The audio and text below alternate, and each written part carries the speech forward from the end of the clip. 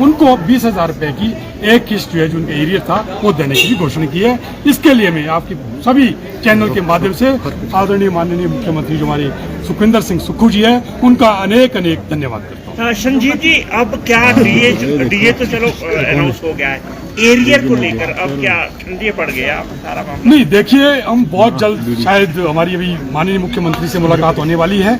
उसके बाद एक हमारी जो अहम बैठक होगी मुख्य सचिव महोदय के साथ, उसमें हम जो भी हमारे ये जो एरियर है और डीए का एरियर रहता है 1/7/2022 से 21 महीने का वो है, और साथ में जो पे एरियर है 2016 का नए पे स्केल का, उसके बारे में भी हम माननीय मुख्यमंत्री से आग्रह करेंगे कि उसको भी बहुत जल्द से जल्द चरण तरीके से कर्मचारी को जिस तरह से मुख्यमंत्री ने अनाउंस किया है, क्या अब आप लोग सहमत है, आप राजी है उनके जो वो हुए है क्या? नहीं, जो अभी उन्होंने घोषणाएं की है उससे कर्मचारी काफी हद तक संतुष्ट है। देखिए, जो प्रदेश की आर्थिक स्थिति है हमें उसको भी देखना है। ये हमारा परिवार है, जो सचिवालय है हमारी, जो पहले जो माननीय मुख्यमंत्री है वो सचिवालय के मुखिया होते हैं, उसके बाद वो प्रदेश के मुखिया होते हैं।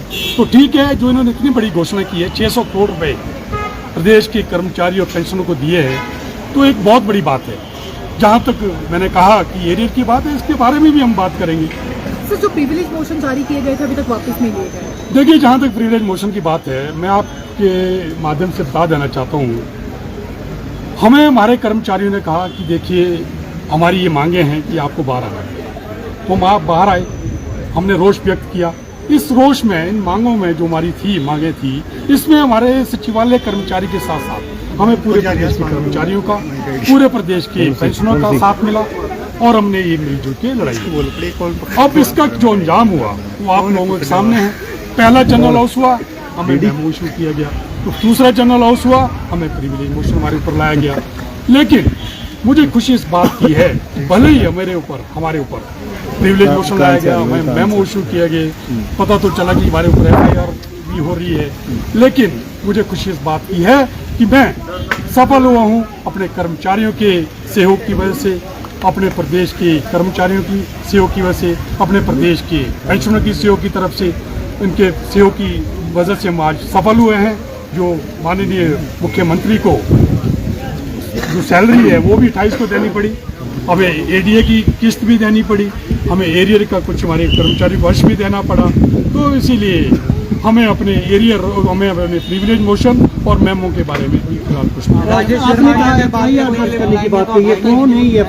नहीं। मुझे पता चला कि एप्लीकेशन दी है किसी ने, मेरे पास कॉपी है उसकी, वो चाहता है कि हमारे ऊपर FIR लॉन्च हो, क्योंकि जो कहते हमने जो स्पीच दी थी 23 तारीख को, उससे कहते भाई प्रदेश में जो अराजकता फैल सकती थी, कुछ इस तरह के उन्होंने इल्ज़ाम लगाए हैं।